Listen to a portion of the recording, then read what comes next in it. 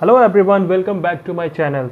अब आ गए हैं आगे के टॉपिक को डिस्कस करने। फार्मास्यूटिक्स का जो हमारा क्वेश्चन बैंक का टॉपिक चल रहा था, बुक सेम हमारा लीला प्रभाकर वाला ही है, रिव्यू ऑफ फार्मेसी बुक।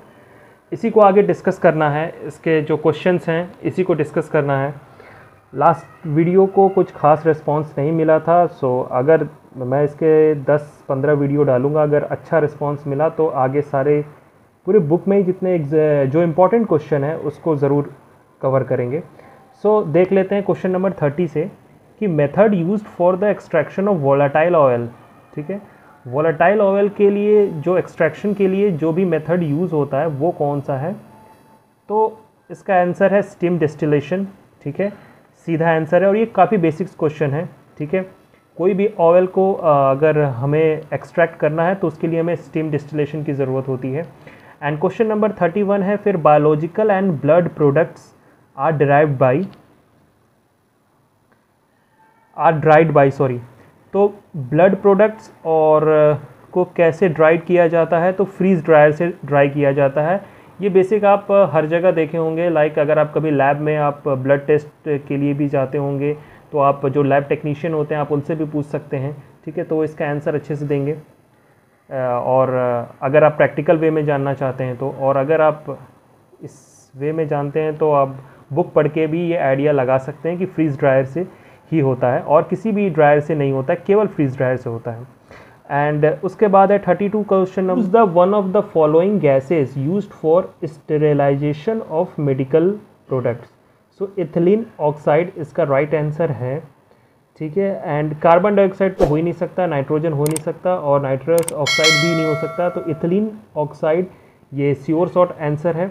ठीक है, एंड इसके अलावा भी आप सर्च करिएगा कि स्टेरिलाइजेशन ऑफ मेडिकल प्रोडक्ट में और कौन कौन से यूज़ होते हैं गैस। ठीक है, एंड इसके बाद है which is the mill use to obtain ointments of smooth texture of consistency is triple roller mill. इसका श्योर आंसर है रोलर मिल, इसका आंसर है।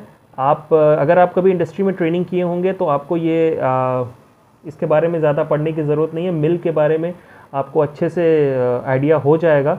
मुझे ये आइडिया था, यहाँ पे ट्रिपल रोलर मिल आंसर है। एंड इसके बाद क्वेश्चन नंबर 35 पे आ जाएंगे, 34 छोड़ेंगे। The following is termed as a moderately fine powder. इसका आंसर है 44/85। इसका प्रॉपर चार्ट आता है पाउडर का, आपको मैं 1 मिनट दिखा दे रहा हूँ। ये रहा जो चार्ट है, आप इस चार्ट को आपको पढ़ना बहुत ज़रूरी है। और इसमें देखिए grade of powder course, moderately course, fine and very fine लिखा हुआ है। और यहाँ पे लिखा है सीव थ्रू विच ऑल पास, मतलब यह कौन से सीव से पास होता है। तो कोर्स है तो यहाँ 10, मॉडरेटली कोर्स 22 नंबर का, और फाइन पाउडर है तो 85 का, और वेरी फाइन है तो 120 नंबर का। एंड सीप through which not particle must pass more than 40% of the particle, जिससे 40% ऑफ पार्टिकल से ज़्यादा नहीं पास हो पाता है। तो कोर्स में आपका यहाँ पे 10/10 है जिससे सारे पास हो जाते हैं। एंड 44 वाला आंसर इसमें होगा जिसमें 40% से ज़्यादा पार्टिकल पास नहीं हो पाएंगे। एंड यहाँ 60 है और ये दोनों नॉट स्पेसिफाइज्ड है, लेकिन मैंने कहीं और शायद इसका मैंने नंबर देख रखा है। खैर मुझे अच्छे से याद नहीं, हो सकता है मैं रॉन्ग हूँ, लेकिन ये दोनों में नॉट स्पेसिफाइड यहाँ पे लिखा हुआ है। ठीक है, एंड यहाँ पे आप देख सकते हैं ऑफिशियल स्टैंडर्ड्स फॉर पाउडर यहाँ पे मेंशन किया हुआ है, जिसमें sieve through which all particle must pass. ठीक है, तो ये चार्ट आपको याद रखना होगा। आप कोर्स याद रखेंगे, मॉडरेटली कोर्स याद रखेंगे, मॉडरेटली फाइन याद रखेंगे, फाइन याद रखेंगे, वेरी फाइन याद रखेंगे। आपको इससे अपना कोई जैसे पीरियोडिक टेबल याद करते हैं उस तरह से इसका भी कोई वर्डिंग्स निकाल लीजिए आप। ठीक है, सेंटेंस बना लीजिए एंड इसको चार्ट को आपको याद करना होगा 10, 22, 44, 85 एंड 120। ठीक है, ये आपको याद ही करना पड़ेगा, इसका कोई ऑप्शन नहीं है। ठीक है, तो ये ऑफिशियल जो पाउडर का है स्टैंडर्ड, आपको ये पूरा चार्ट याद करना होगा। अब आगे बढ़ जाते हैं। अब यहाँ पे लिखा हुआ है the animal used in the preparation of diphtherial antitoxin is, तो इसका आंसर है हॉर्स।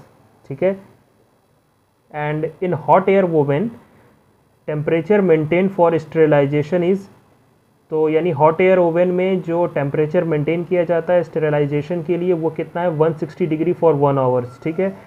160 फॉर 1 आवर्स में आपको स्टेरिलाइजेशन किया जाता है और ये आपको टेम्परेचर मेंटेन किया जाता है हॉट एयर ओवन में। अब यहाँ पे आ जाते हैं the vaccine that consist of suspension of living bacteria. C और आंसर है BCG, क्योंकि लिविंग बैक्टीरिया है इस वजह से। आज मैं ट्राइपॉड यूज़ नहीं कर रहा हूँ बिकॉज मुझे सेट करने में बहुत ही मुश्किल होता है, ठीक है। अगर किसी को आता होगा तो मैं यूट्यूब देखा फिर भी मुझे से नहीं हो पाया, बट आगे देखते हैं। एंड 40 क्वेश्चन नंबर में है the coating given for the tablets to dissolve in intestine but not in stomach, ठीक है। आपको वो कोटिंग टैबलेट का बताना है जो कि इंटेस्टाइन में डिज़ोल्व हो जाता है लेकिन स्टमक में नहीं डिज़ोल्व होता है, तो वो है आपका एंटेरिक कोटिंग, ठीक है। एंटेरिक कोटिंग राइट आंसर है। अच्छा, इसके बाद आपको एक चीज़ ध्यान रखना होगा, जितने टाइप्स के टैबलेट होते हैं जैसे कंप्रेस टैबलेट, ठीक है, आपको मल्टी कंप्रेस टैबलेट, ठीक है, sustained action tablet, enteric coating tablet, ठीक है। देखो यहाँ पे लिखा हुआ है these are the tablet which are required to be disintegrated in the intestine not in the stomach, ठीक है। सेलुलोज एसीटेट पैलेट पैथेलेट, मैं स्पेलिंग सही से नहीं पढ़ पा रहा हूँ, is used as enteric coating material, ठीक है। यहाँ पे सारी चीज़ें मेंशन है। एंड शुगर कोटेड टैबलेट किसको कहते हैं, इसको भी यहाँ पे है। फिल्म कोटेड टैबलेट कैसे होता है, च्यूएबल टैबलेट क्या होता है, तो ये सारी चीज़ें आपको करनी होगी, ठीक है। मतलब जब आप पढ़ेंगे तो इसको भी आप आगे से कवर कर लीजिएगा। एंड इसके बाद रेस्ट है सबलिंगुअल टैबलेट्स, बक्कल टैबलेट, ये सारी चीज़ों को आप जैसे क्वेश्चन पढ़ लेंगे इसके बाद इस बुक में या किसी भी बुक में आपको उसको आगे डिस्कस कर लीजिएगा। इसके बाद है as the thickness of the filter cake increases the rate of filtration क्या होगा, डिक्रीज़ होगा, ठीक है। अभी फ़िल्टर के बारे में भी आपको पूरा पढ़ना होगा, ठीक है। फ़िल्टर एड, फ़िल्टर मीडिया, ये सारी चीज़ों को आपको पूरा पढ़ना होगा, ठीक है। एंड इसके बाद है the lack of ability to resist infection is susceptibility, ठीक है, यह आप राइट आंसर है इसका। And drying by the process of sublimation is called as freeze drying, ठीक है। यानी सब्लिमेशन से अगर drying by the process of sublimation, ठीक है, सब्लिमेशन से अगर किसी भी चीज़ को ड्राई किया जा रहा है तो वो फ्रीज ड्राइंग होगा। एंड 46 में है steam distillation is carried out for immiscible liquid, ठीक है। एंड इसके बाद the process of extraction in which the drug is boiled along with water for 10 minutes, ठीक है, is known as decoction, ठीक है। decoction आप इस पे सर्च करिएगा, ठीक है। किसी भी चीज़ को ये मतलब बहुत सारे जो हर्बल इंग्रेडिएंट हैं इनको एक्सट्रैक्ट और उनके जो एक्सट्रैक्शन है, उनके जो एक्टिव इंग्रेडिएंट्स को जो एक्सट्रैक्ट किया जाता है वो डिकॉक्शन से प्रोसेस से किया जाता है, ठीक है। एंड इसके बाद साथ में आप परकोलेशंस को भी देख लीजिएगा, परकोलेशंस के बारे में भी आप पढ़ लीजिएगा, ठीक है। परकोलेशंस मतलब pores, slow movement of waters enters into the pores of the soil, ऐसे करके होता है, बट आप इसको मेडिकल टर्म्स में आप पढ़ेंगे, ठीक है। तो ये दोनों को आप देख लीजिएगा। एंड फिर क्वेश्चन नंबर आता है 48 में है dextrose injection is sterilized by autoclave, ठीक है। Tablets are tested for hardness, common question है।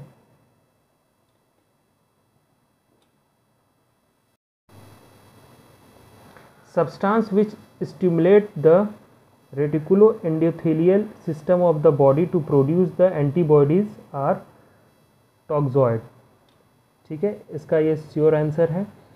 एंड इसके बाद है volatile oils are purified by steam distillation, ठीक है। Slugging process is used in the following preparation, capsule, powder, tablets and ointments. Tablets इसका answer है। And the powder of sieve number for coarse powder, तो coarse powder के लिए जो sieve number का limit क्या है, तो 10/44 है, मैंने चार्ट पहले ही दिखा दिया है।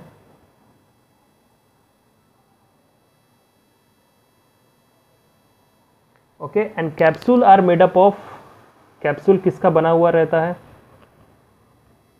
ठीक है, capsule are made up of gelatin, common question है। And fractional distillation is carried out for miscible liquid. ठीक है, यानी मिसिबल लिक्विड इसका आंसर है। और यहाँ पे आप देखो stem distillation is carried out by immiscible liquid, immiscible liquid भी होगा, और अगर स्टेम डिस्टिलेशन है तो वॉलेटाइल ऑयल भी हो जाएगा। ठीक है, तो ये दोनों तो स्टेम डिस्टिलेशन हो गया, आपको पता होना चाहिए। फिर इमिसिबल लिक्विड होगा। ठीक है, फिक्स्ड ऑयल्स भी मुझे शायद लगता है कि स्टेम डिस्टिलेशन से शायद होता है। एंड 57 में है fine powder is obtained by passing through the सीव number, obviously 85 है, मैंने चार्ट पहले ही दिखा दिया है। इसके बाद है name the equipment use to mix the liquid product. तो प्रोपेलर मिक्सचर होता है, यानी प्रोपेलर मिक्सचर में लिक्विड प्रोडक्ट को और भी जो अलग मिक्सचर होते हैं दोनों को साथ में मिक्स किया जाता है। एंड देन फिर उसको दूसरे मिल में मैंने इंडस्ट्री में एक्सपीरियंस किया था, पहले प्रोपेलर मिक्सचर में मिक्स करने के बाद फ्लूइड एनर्जी मिल में उसके बाद उसमें उन्होंने रखा था। तो कोई भी लिक्विड प्रोडक्ट होगा तो उसको मिक्स करने के लिए प्रोपेलर मिक्सचर की सबसे पहले हेल्प ली जाती है। एंड इसके बाद ये क्वेश्चन को स्किप करते हैं। ये the method of distillation use to concentrate liver extract, तो इसमें होगा डिस्टिलेशन अंडर रिड्यूस्ड प्रेशर, इसका आंसर होगा। एंड 61 में है the product which is purified by the method of sublimation, तो सल्फर। ठीक है, सब्लिमेशन से आपका सल्फर प्यूरिफाइड होता है। एंड इसके बाद 62 जो क्वेश्चन नंबर है, the distilled water which is used for the dilution of sterile product for injection. ठीक है, यानी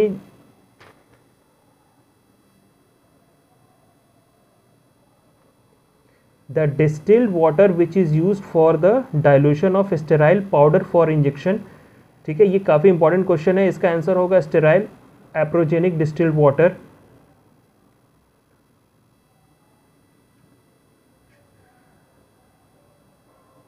एंड 63 में है in the process of sterilization by autoclave the bacteria are destroyed by coagulation of protein. मैं भी इसमें यहाँ थोड़ा कंफ्यूज था कि डीनेचुरेशन ऑफ ब्लड सेल्स के वजह से होता है, लेकिन नहीं, इसका जो आंसर है वो है कोआगुलेशन ऑफ प्रोटीन्स। ठीक है, तो ये दोनों क्वेश्चन आप ध्यान दीजिएगा, बहुत ही ज़्यादा इंपॉर्टेंट मुझे लग रहा है।